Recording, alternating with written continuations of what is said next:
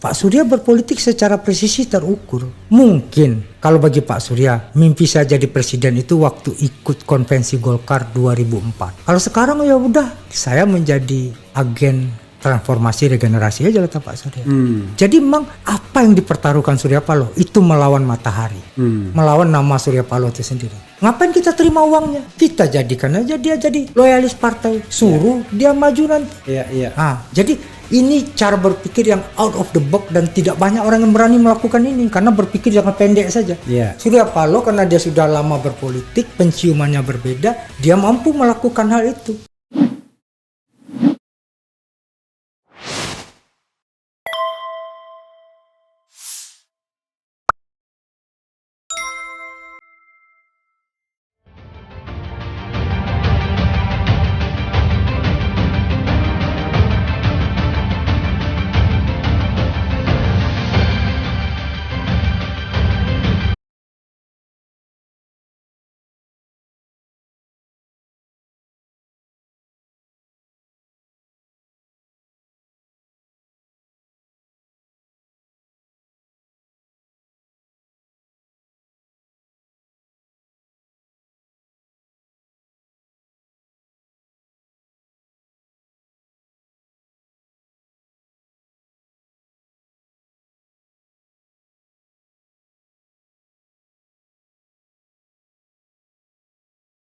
Mana sih orang partai tidak mau jadi calon presiden, tidak mau kekuasaan untuk dirinya, tapi memberikan tiket yang dia punya kepada untuk orang lain. Untuk orang lain. That's good. Jadi pertanyaannya kenapa Ganjar? Ganjar adalah satu, Pak Jokowi juga kader partai kan? Artinya kan dia tidak asosiasi yang begitu kan? Bahasanya Ganjar adalah kader partai, exactly benar. Tapi kan dia tidak asosiatif, ucuk gitu loh, Bung. Nah, kan politik kan selalu bicara representasi, gitu. Nah, yang kedua, bukan kali pertama juga kita mengusung kader partai ya, dan kita tidak ingin menasdemkan juga, gitu. Ridwan Kamil kita usung, Bung. Ternyata masuk Golkar, belum ya? Belum. Itu terserah dia lah. Tapi artinya komitmennya cuma 3 waktu itu, Bung. Pertama, bagaimana tidak masuk partai mana-mana. Itu tertulis dan ditandatangani Pak Surya dan RK. Dan dia lakukan itu sampai sekarang, so far. Yang kedua, menjadi benteng Pancasila. Karena waktu pilkada itu kan kita gila-gilaan. Efek dari Jakarta kan. Yang ketiga, mendukung Jokowi sebagai calon presiden. Itu fakta perjanjiannya. Dan ketika kita mendukung Pak Jokowi kan beliau kader partai. Jadi kader PDIP. Ya harusnya memang kalau perspektif saya, kader partai yang punya banyak stok kader harusnya tersanjung. Karena kami mampu mengapresiasi jenengan hebat loh. Partai jenengan juara loh. Jadi dalam konteks seperti itu, kami memberikan apresiasi kepada kader-kader yang sifatnya kader-kader bangsa. Mereka sudah beyond tidak hanya milik partai. Walaupun kader partai ya kita bisa mengutip banyak hal lah. Bung Karno juga pakai kutipan yang sama. My loyalty to my party, my loyalty to my country began when my loyalty to my party end. Itu kan semua orang kutip itu.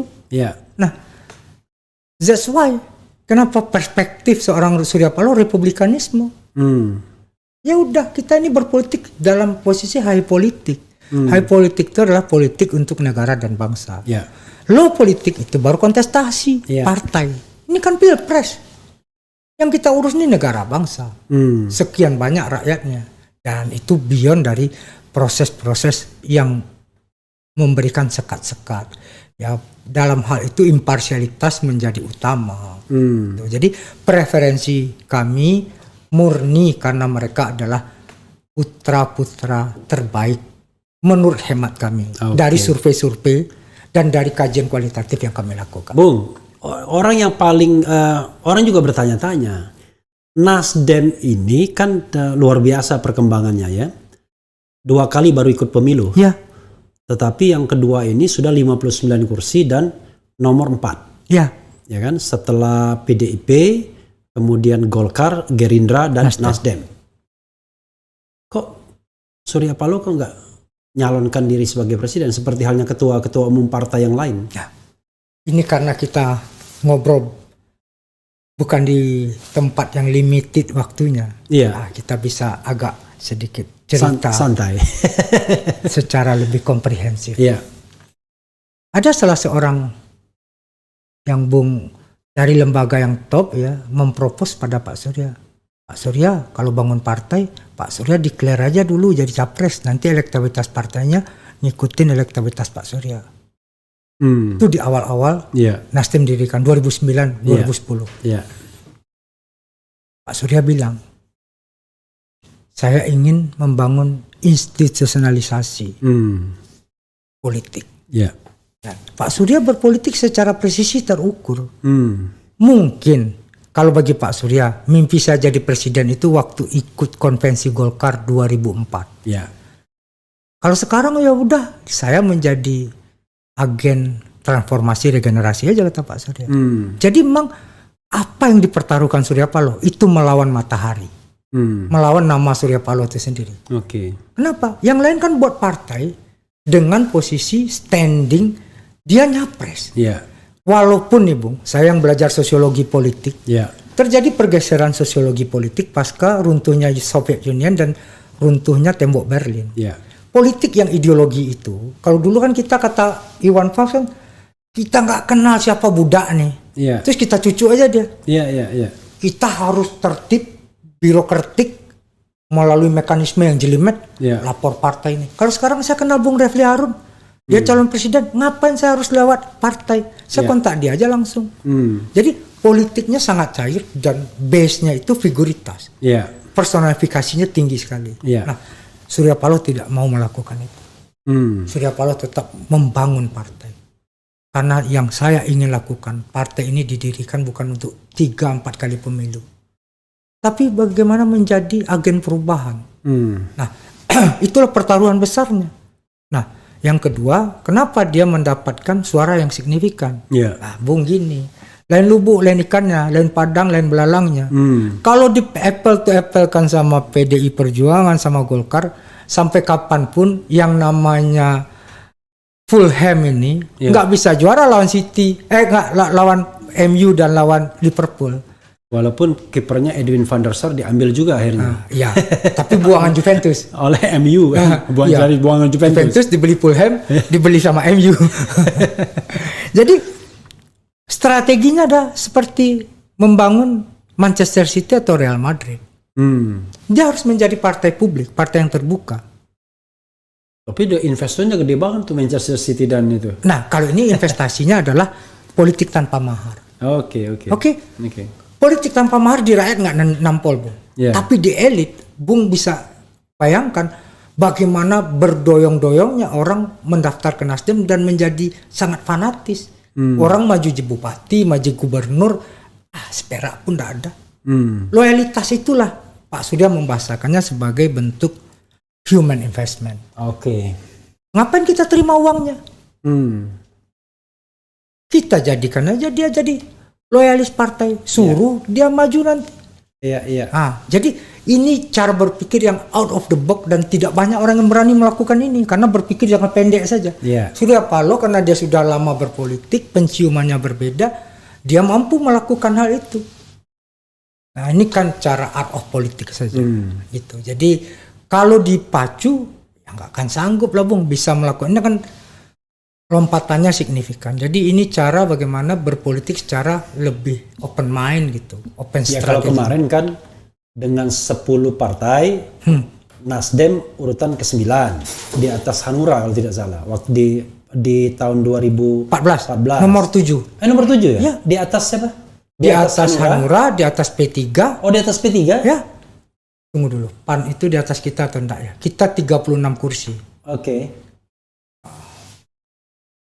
Nomor 7 Nasdem. Nomor 7 Nasdem. Dari 10 partai. Oke. Nah, sekarang nomor 4. Dari 9 partai. Yang jelas jumlah kursinya naik ya. Dari 36 jadi 59. Walaupun jumlah kursi DPR naik juga. Kursi DPR naik 15.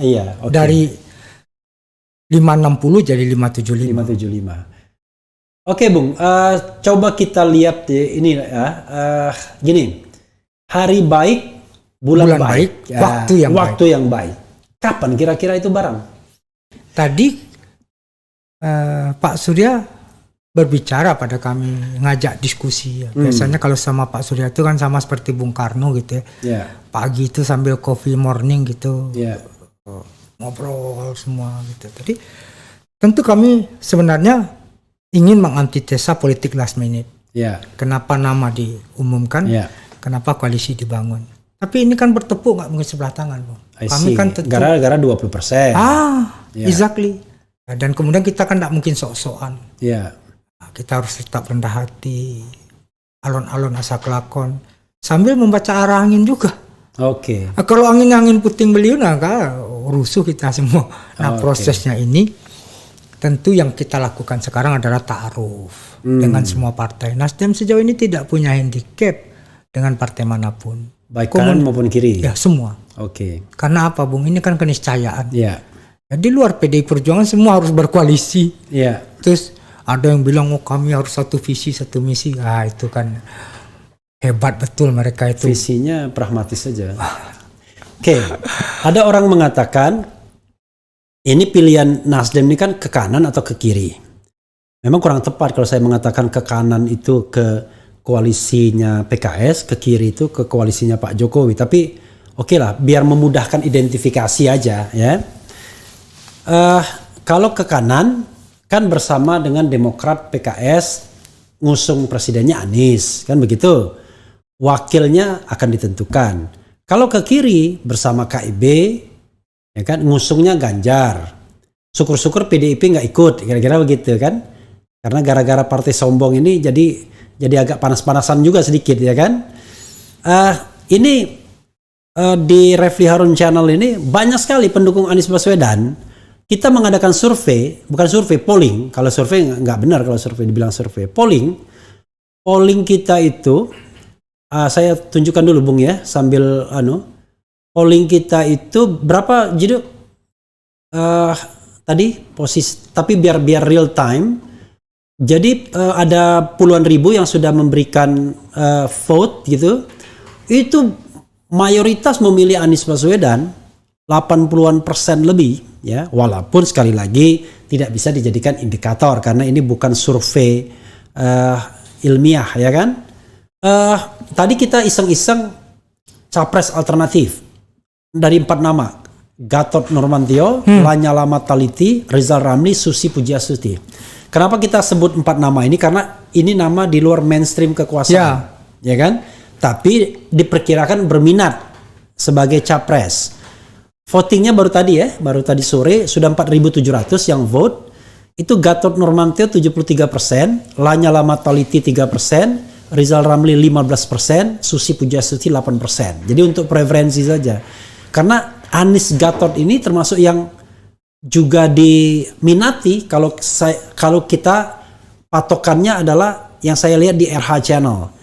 Saya tidak tahu kenapa preferensinya muncul seperti itu kan, nggak bisa kita salahkan juga namanya. Karena algoritma itu.